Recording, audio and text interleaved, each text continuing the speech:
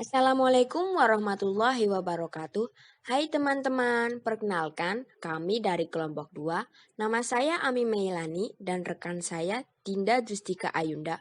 Pada kesempatan ini, kami akan menjelaskan mengenai KD 3.2, yaitu mengenai enzim dan metabolisme. Mungkin masih ada teman-teman yang bertanya-tanya, apa sih isi dari KD 3.2? Jadi, isi dari KD 3.2 yaitu memahami peran enzim dalam proses metabolisme dan menyajikan data tentang proses metabolisme berdasarkan hasil investigasi dan studi literatur untuk memahami proses pembentukan energi pada makhluk hidup. Jadi, intinya KD 3.2 itu membahas mengenai peran enzim dalam proses metabolisme dan menyajikan datanya. Nah, kemudian ada indikator pencapaian kompetensi atau IPK dari KD 3.2. Nah, di sini ada 15 IPK, yaitu dari IPK 3.2.1 sampai IPK 3.2.15, teman-teman bisa membacanya sendiri. Kemudian yang selanjutnya adalah peta konsep dari metabolisme. Nah teman-teman, beginilah peta konsep dari pembahasan metabolisme. Akan ada 3 sub pembahasan. Yang pertama adalah definisi metabolisme, kemudian jenis metabolisme, dan yang terakhir adalah enzim. Nah, untuk jenis dari metabolisme dibagi menjadi 2, yaitu katabolisme dan anabolisme. Katabolisme dibagi lagi menjadi 2, yaitu respirasi aerob dan respirasi anaerob. Nah, untuk anabolisme juga dibagi lagi menjadi 2, yaitu fotosintesis dan kemosintesis. Untuk selanjutnya, enzim ada 4 pembahasan. Yang pertama struktur, sifat, cara kerja, dan yang terakhir adalah faktor yang mempengaruhi kerja enzim. Untuk pembahasan pada diskusi kali ini yaitu mengenai KD 3.2 ada 5 pembahasan. Yang pertama mengenai pengertian metabolisme, katabolisme, dan anabolisme. Kemudian yang kedua tentang enzim. Kemudian yang ketiga tentang respirasi anaerob. Kemudian yang keempat mengenai respirasi aerob. Dan yang terakhir atau kelima mengenai fotosintesis. Kita mulai pada pembahasan yang pertama, yaitu mengenai pengertian metabolisme, katabolisme, dan anabolisme. Terkadang kita masih bingung, apa sih metabolisme, katabolisme, dan anabolisme itu, dan apa sih perbedaannya? Jadi, metabolisme adalah keseluruhan reaksi kimia yang berlangsung dalam organisme. Sedangkan katabolisme adalah proses pemecahan atau penguraian senyawa kompleks ke senyawa yang lebih sederhana dengan menghasilkan energi yang dapat digunakan oleh organisme dalam beraktivitas. Sedangkan anabolisme adalah proses penyusunan senyawa kimia yang sederhana ke senyawa kimia atau molekul kompleks. Jadi di sini ada perbedaan besar antara katabolisme dan anabolisme. Kalau katabolisme adalah proses pemecahan atau penguraian, kalau anabolisme adalah proses penyusunan. Kemudian pembahasan berikutnya yaitu mengenai enzim. Mungkin teman-teman ada yang bingung enzim itu apa? Untuk lebih jelasnya, mari kita simak. Definisi dari enzim. Enzim adalah suatu jenis protein yang berfungsi sebagai katalisator yang dapat mempercepat suatu reaksi kimia tanpa ikut bereaksi. Jadi, enzim adalah suatu jenis protein yang mempercepat suatu reaksi kimia tanpa ikut bereaksi dengan reaksi tersebut. Nah, di sini akan ada 4 pembahasan mengenai enzim. Yang pertama yaitu struktur, kemudian sifat, cara kerja, dan yang terakhir adalah faktor yang mempengaruhi kerja enzim. Nah, untuk pembahasan yang pertama pada enzim yaitu mengenai struktur enzim. Enzim merupakan protein yang dilipat menjadi bentuk 3D yang kompleks. Nah, tiap enzim memiliki bentuk atau alur tertentu dalam struktur 3D yang mengikat substrat. Bentuk enzim yang secara lengkap atau disebut juga strukturnya sempurna disebut dengan holoenzim. Kemudian, holoenzim di sini dibagi menjadi dua, yaitu apoenzim dan gugus prostetik. Untuk apoenzim atau dikenal dengan komponen protein merupakan sisi aktif enzim. Apoenzim adalah tempat melekat dan bereaksinya substrat. Sementara itu, gugus prostetik atau biasa dikenal dengan komponen non-protein tersusun dari kofaktor dan koenzim. Untuk kofaktor terdiri dari zat-zat anorganik seperti K, Zn, Fe, Co, dan lain-lain dan juga ion. Kemudian kalau koenzim adalah zat organik non-protein seperti koenzim A, NADP, vitamin B, NAD, dan yang lainnya. Kemudian untuk selanjutnya adalah sifat-sifat enzim. Untuk sifat yang pertama, enzim adalah suatu protein. Seperti yang kita ketahui sebelumnya, bahwa enzim adalah biomolekul berupa protein yang berfungsi sebagai katalis. Jadi, enzim adalah bentuknya adalah suatu protein. Kemudian yang kedua, enzim merupakan biokatalisator. Nah, biokatalisator ini yaitu bahwa enzim adalah senyawa katalis yang mempercepat sebuah reaksi kimia tanpa ikut bereaksi. Jadi enzim itu fungsinya untuk mempercepat reaksi kimia tanpa enzim itu ikut bereaksi. Kemudian yang ketiga, enzim bekerja secara spesifik. Apa sih spesifik itu? Jadi, si enzim ini akan mengikat substrat yang mampu untuk berikatan dengan sisi aktif enzim. Kemudian yang keempat ada enzim diperlukan dalam jumlah sedikit. Jadi, jumlah yang dipakai sebagai katalis tidak perlu banyak. Satu molekul enzim dapat bekerja berkali-kali selama molekul tersebut tidak rusak. Kemudian yang terakhir, enzim dapat bekerja bolak-balik. Nah, contohnya, enzim yang memecah senyawa A menjadi B, juga enzim membantu reaksi membentuk senyawa B dari senyawa A. Bolak-balik di sini dalam artian dia memecah senyawa A menjadi B, tetapi juga membantu reaksi membentuk senyawa B dari senyawa A. Kemudian yang ketiga adalah cara kerja enzim. Nah, untuk cara kerja enzim yang pertama yaitu enzim mengkatalisasi reaksi dengan menurunkan energi aktivasi. Energi aktivasi sendiri adalah energi minimum yang dibutuhkan untuk memulai terjadinya reaksi kimia. Jadi, untuk meningkatkan kecepatan reaksi, maka dilakukan dengan menurunkan energi aktivasi atau energi yang diperlukan untuk reaksi. Jadi apabila energi aktivasinya semakin sedikit, maka reaksinya akan semakin cepat.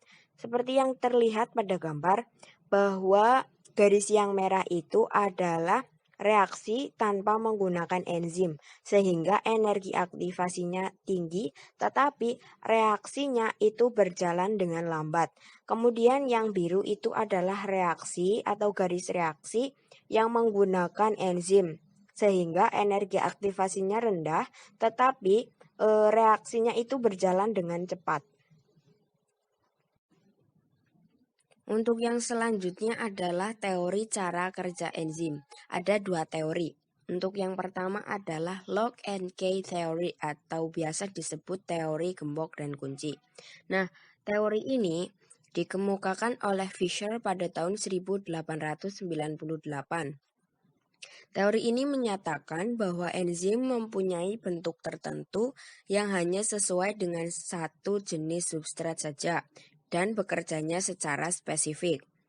Kita bisa lihat pada gambar bahwa enzim diumpamakan sebagai gembok yang mempunyai bagian kecil dan dapat mengikat substrat.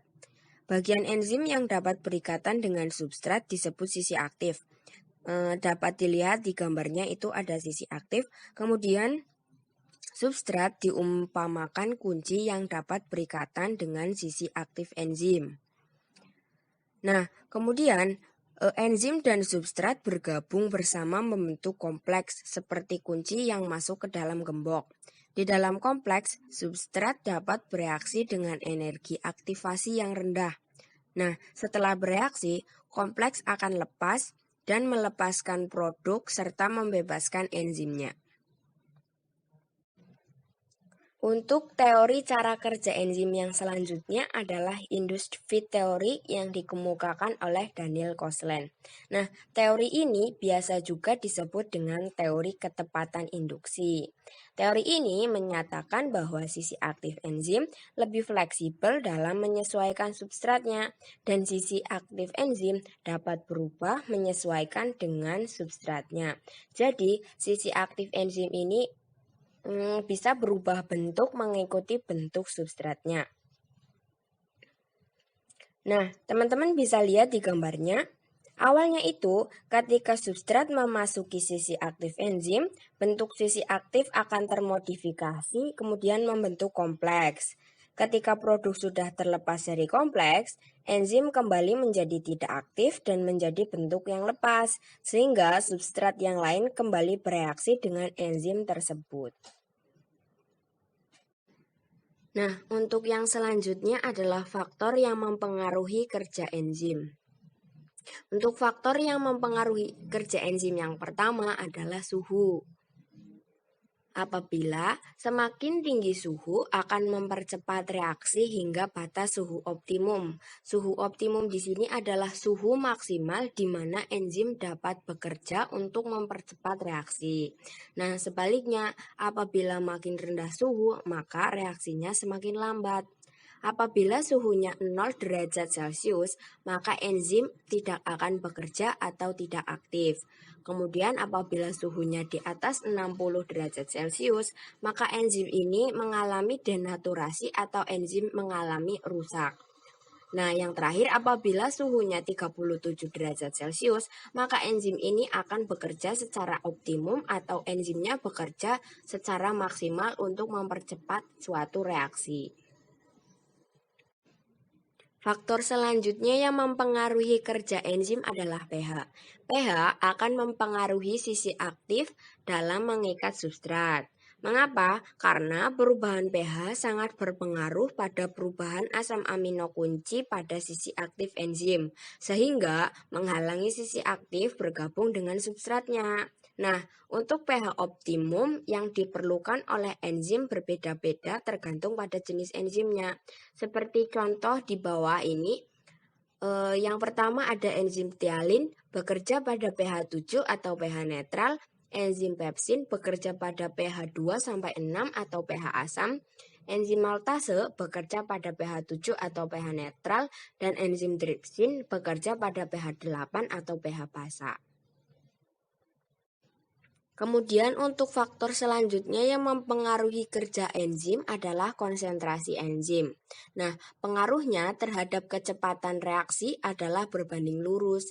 Artinya, semakin tinggi konsentrasi enzim, maka makin cepat juga reaksinya. Sebaliknya, apabila semakin rendah konsentrasi enzim, maka semakin lambat juga reaksinya.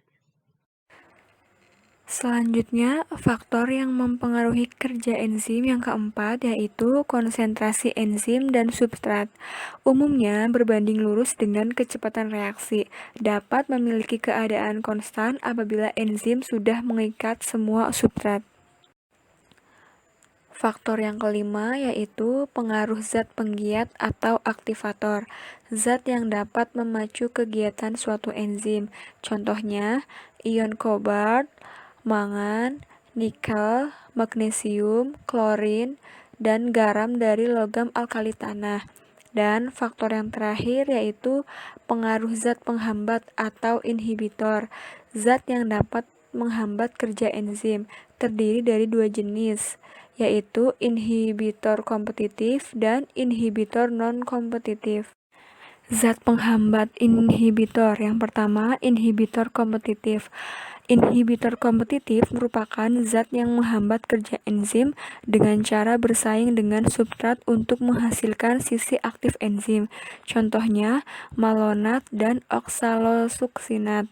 Dan yang kedua, inhibitor non-kompetitif merupakan zat yang menghambat reaksi enzimatik dengan cara berikatan dengan bagian selain sisi aktif enzim. Ikatan ini menyebabkan perubahan bentuk enzim sehingga sisi aktif enzim tidak sesuai lagi dengan substratnya. Contohnya, antibiotik penisilin yang menghambat kerja enzim menyusun dinding sel bakteri. Yang ketiga yaitu respirasi anaerob. Definisi respirasi anaerob. Respirasi anaerob merupakan proses penguraian untuk mendapatkan energi tanpa menggunakan oksigen. Disebut juga fermentasi. Asam pirufat yang dihasilkan dari proses glikolisis mendapati kondisi kekurangan oksigen, maka asam pirufat akan masuk ke jalur anaerobik, hanya menghasilkan 2 ATP saja.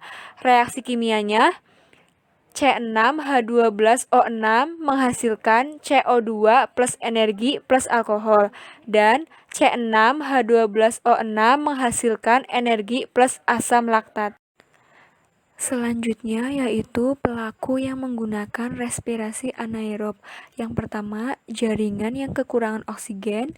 Yang kedua, akar tumbuhan yang terendam air. Yang ketiga, biji-biji berkulit tebal yang sulit ditembus oleh oksigen. Dan yang terakhir, sel ragi jamur dan bakteri anaerobik. Fermentasi terbagi menjadi 2 macam, yaitu fermentasi alkohol dan fermentasi asam laktat. Yang pertama yaitu fermentasi alkohol. Dalam fermentasi alkohol, melalui 2 tahapan. Tahapan yang pertama yaitu pirufat yang memiliki 3 atom karbon akan dikonversi menjadi 2 asetildehida yang memiliki 2 atom karbon. Berarti dalam tahapan pengubahan pirufat menjadi asetildehida ini ada pelepasan 1 atom karbon. Nah, 1 karbon ini akan membentuk karbon dioksida sebanyak 2 buah. Tahap yang kedua yaitu asetildehida akan segera mengikat ion H+ yang berasal dari penguraian NADH menjadi NAD+. Maka asetildehida ini berperan sebagai penerima ion H+. Nah, pengikatan ion H+ oleh asetildehida ini akan membentuk senyawa etanol. Selanjutnya, NAD+ yang dihasilkan dari penguraian NADH ini akan dibutuhkan untuk menjalankan proses glikolisis selanjutnya. Sehingga produk fermentasi alkohol ini adalah 2 etanol, 2 CO2, dan 2 ATP. Banyak bakteri melakukan proses fermentasi alkohol ketika dalam keadaan anaerob atau tidak ada oksigen. Pada makanan dengan bantuan ragi dari jamur Saccharomyces cerevisiae. Setelah sebelumnya kita membahas tentang fermentasi alkohol, selanjutnya kita akan membahas tentang fermentasi asam laktat. Secara sederhana, pengertian asam laktat adalah produksi ATP tanpa adanya oksigen. Bagaimanakah proses fermentasi asam laktat? Yaitu sama dengan fermentasi alkohol. Proses fermentasi asam laktat juga diawali dengan proses glikolisis yang mengkonversi glukosa menjadi 2 ATP yang berasal dari 2 ADP dan 2P menghasilkan 2 NADH yang berasal dari 2 NAD+ dan menghasilkan 2 pirufat. 2 pirufat yang terbentuk akan langsung direduksi dan NADH menjadi NAD+ kembali untuk membentuk asam laktat. Jadi, pada proses ini tidak dihasilkan CO2 seperti fermentasi alkohol. Selanjutnya yang keempat, yaitu respirasi aerob. Definisi dari respirasi aerob. Respirasi aerob adalah proses pembebasan energi yang tersimpan dalam zat sumber energi makanan melalui proses kimia dengan menggunakan oksigen. Bersifat eksergonik, artinya melepaskan energi. Persamaan reaksinya adalah C6H12O6 plus 6O2 menghasilkan 6CO2 plus 6H2O plus 36 ATP. Jadi, respirasi aerob ini adalah satu molekul glukosa bereaksi dengan 6 molekul oksigen menghasilkan 6 molekul CO2 atau karbon dioksida, 6 molekul air, dan 36 ATP. Pelaku dari respirasi aerob adalah manusia, hewan, tumbuhan, sebagian monera, protista, dan jamur. Selanjutnya yaitu tahapan respirasi aerob. Secara singkat yang terdiri dari glikolisis, dekarboksilasi oksidatif, siklus Krebs, dan transport elektron. Organel penting yang berperan dalam respirasi aerob adalah mitokondria. Respirasi aerob diawali dari sitoplasma atau cairan sel. Proses glikolisis ini mengubah molekul glukosa menjadi 2 ATP, 2 NADH, dan 2 asam pirufat. 2 asam pirufat dari glikolisis akan memasuki mitokondria dan diubah menjadi 2 asetil-CoA, 2 NADH, dan 2 CO2. Proses ini disebut dengan dekarboksilasi oksidatif. 2 molekul asetil-CoA selanjutnya memasuki siklus Krebs di matriks mitokondria. Di siklus Krebs ini dihasilkan 2 ATP, 6 NADH, 2 FADH, dan 4 CO2. Selanjutnya, NADH dan FADH dari glikolisis, dekarboksilasi oksidatif, dan siklus Krebs akan memasuki transport elektron di kristal mitokondria dengan oksigen sebagai aseptor elektron terakhir, sehingga dihasilkan 34 ATP dan juga H2O. Nah, itulah tahapan singkat dari respirasi aerob atau yang menggunakan oksigen. Dan yang terakhir mengenai fotosintesis. Definisi fotosintesis. Fotosintesis merupakan proses anabolisme, yaitu penyusunan CO2 dan H2O menjadi karbohidrat oleh klorofil dengan bantuan energi matahari. Sinar yang paling efektif untuk fotosintesis yaitu sinar merah bergelombang panjang lebih dari 680 dan sinar violet dan biru bergelombang pendek 440 sampai dengan 480. Fotosintesis sendiri terjadi di kloroplas.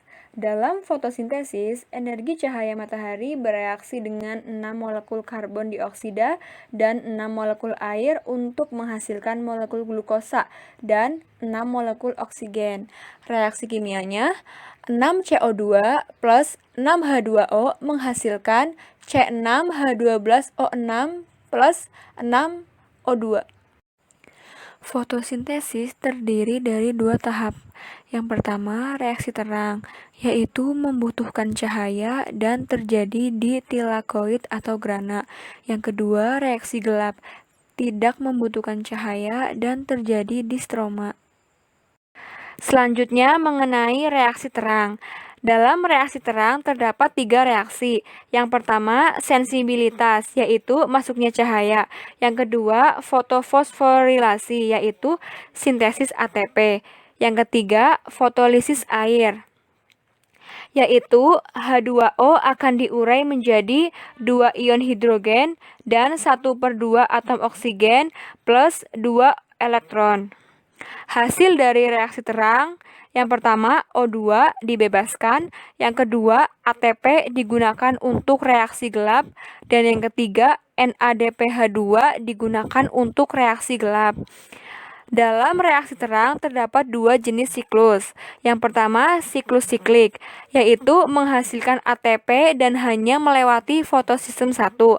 Dan siklus non-siklik, yaitu menghasilkan O2, ATP, dan NADPH2 dan melewati fotosistem 1 dan fotosistem 2. Selanjutnya yaitu proses reaksi terang atau tahapan reaksi yang memerlukan cahaya matahari.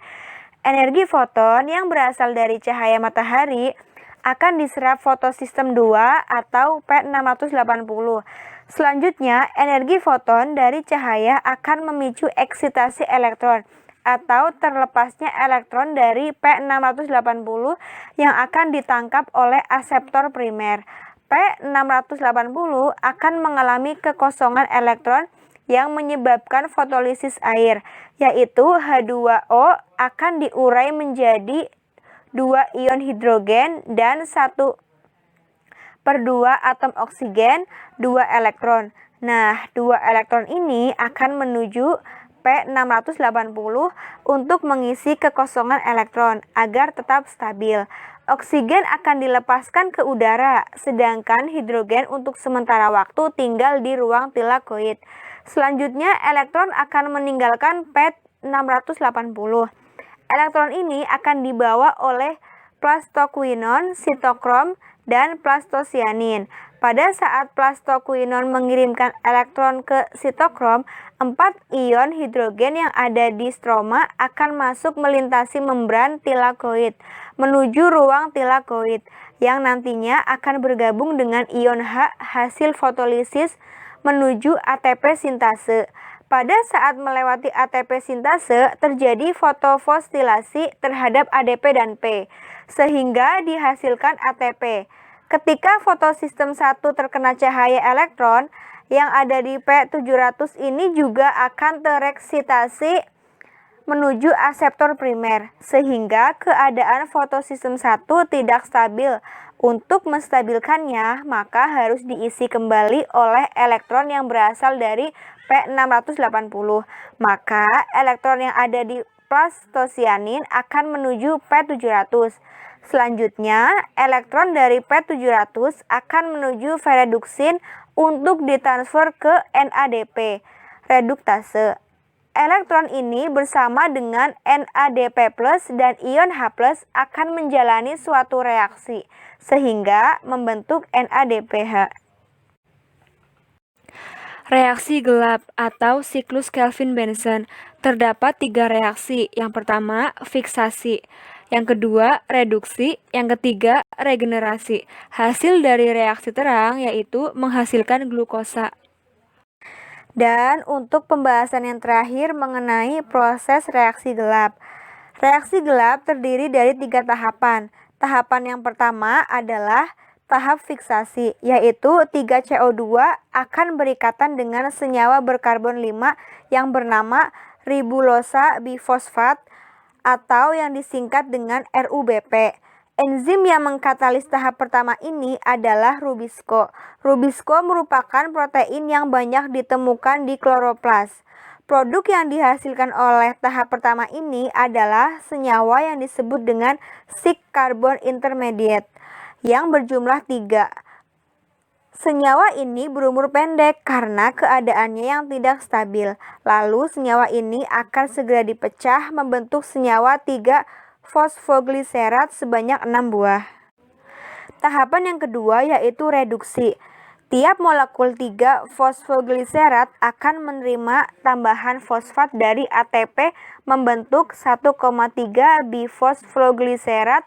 Dibutuhkan 6 ATP untuk mengubah 6 molekul 3 fosfogliserat menjadi 6 molekul 1,3 bifosfogliserat. Selanjutnya, molekul 1,3 bifosfogliserat akan mengalami reduksi oleh NADPH sehingga menghasilkan 6 molekul gliseraldehid 3 fosfat atau G3P yang merupakan senyawa dengan karbon 3 pada fase pengubahan 1,3 bifosfogliserat menjadi G3P ini dibutuhkan 6 molekul NADPH yang akan diubah menjadi GNADP+. Dan pada tahap ini, fosfat akan terlepas sehingga menghasilkan molekul G3P. Jadi, setiap molekul CO2 yang menjalankan siklus ini akan terbentuk 6 molekul senyawa G3P. Tapi hanya 1 molekul G3P yang dihitung sebagai hasil produk persisnya. Sedangkan 5 sisanya akan digunakan untuk menyelesaikan siklus ini. Tahap yang terakhir adalah regenerasi kembali RUBP. 5 buah G3P akan dikonversi menjadi 3 buah RUBP kembali melalui sebuah reaksi yang melibatkan fotofosforilasi ATP. sebanyak 3 buah, sehingga ATP ini akan membentuk 3 buah ADP. Jadi, untuk menghasilkan satu molekul G3P, siklus Kelvin membutuhkan total 9 buah ATP dan 6 buah molekul NADPH. G3P yang dihasilkan dari siklus ini akan digunakan sebagai material pembentuk senyawa organik, contohnya untuk pembentukan glukosa. Nah, ini pembahasan kita tentang reaksi gelap atau siklus Kelvin. Demikianlah presentasi dari kelompok kami, kurang lebihnya mohon maaf. Wassalamualaikum warahmatullahi wabarakatuh.